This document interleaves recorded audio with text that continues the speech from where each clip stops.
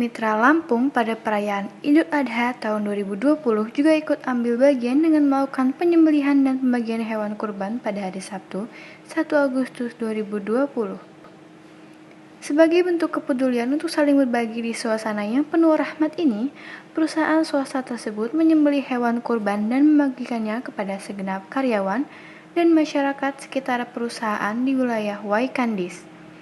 Penyelenggaraan penyembelihan dan pembagian hewan kurban sepenuhnya dilakukan oleh pimpinan dan karyawan dan berlangsung di halaman kantor PT Hanif Mitra Lampung.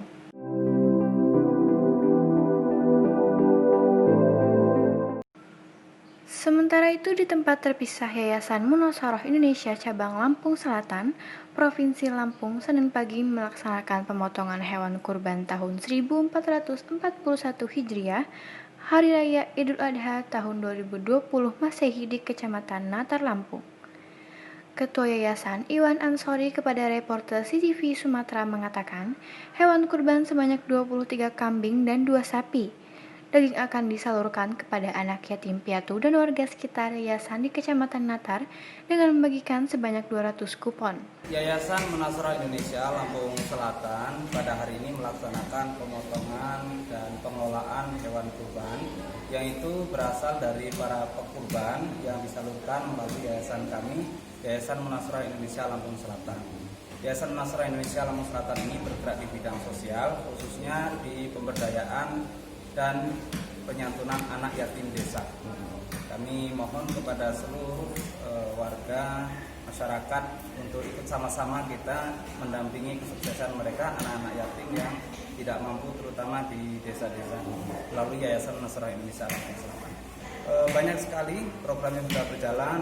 Yang pertama, kita menyekolahkan mereka dari tingkat TK sampai dengan perguruan tinggi. Kemudian mencarikan kerja bagi mereka yang mungkin tidak terlalu berminat untuk kuliah di tempat-tempat yang sudah disediakan oleh mitra-mitra yayasan. Demikian Putra Waikanan, kontributor CTV Sumatera melaporkan.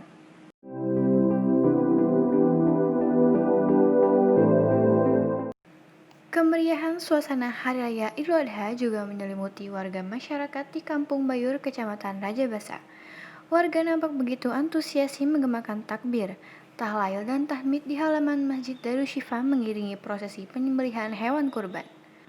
Menurut panitia kurban setempat Indrawan, untuk Idul Adha tahun 2020, panitia kurban Masjid Darusshifa Kampung Bayur Raja Basa menyembelih sebanyak 3 ekor sapi dan 5 ekor kambing.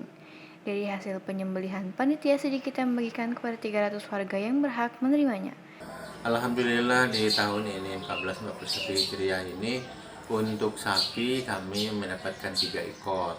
3 ekor ya? 3 sapi, kemudian ditambah dengan ada kemarin kambing 5 ekor. Kambing 5 ekor. Jadi ini memang dua dari sapi itu merupakan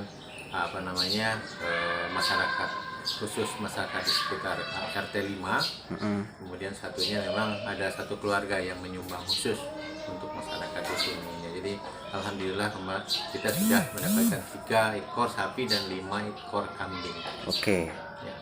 Untuk kondisi Idul Adha tahun ini sendiri dibanding tahun lalu menurut Bapak gimana? Kalau agak sedikit berbeda ya, karena kita mengikuti protokol kesehatan. Jadi kita patuh kepada protokol kesehatan COVID-19 ini. Jadi kami ya tidak seperti tahun-tahun sebelumnya. Jadi ada menjaga jarak, kemudian pakai masker, kemudian cuci tangan dan sebagainya. Termasuk juga mungkin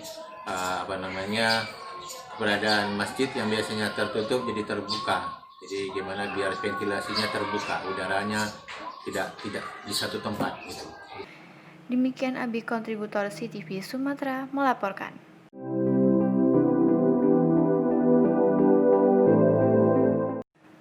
DPW LDII Provinsi Lampung untuk Idul Adha tahun 2020 ini menyembelih hewan yang tersebar di 14 kabupaten per kota dengan jumlah sebanyak 1.018 ekor hewan sapi dan 1.189 ekor hewan kambing. Dilihat dari jumlah hewan yang dikurbankan untuk hewan sapi, tahun ini mengalami penurunan jumlah yakni sebesar 0,39%. Namun untuk hewan kambing jumlahnya bertambah 16,30%. Dari penyembelihan hewan-hewan kurban tersebut, rencananya akan didistribusikan kepada kaum duafa, tunanetra, anak-anak yatim piatu, dan pondok-pondok pesantren.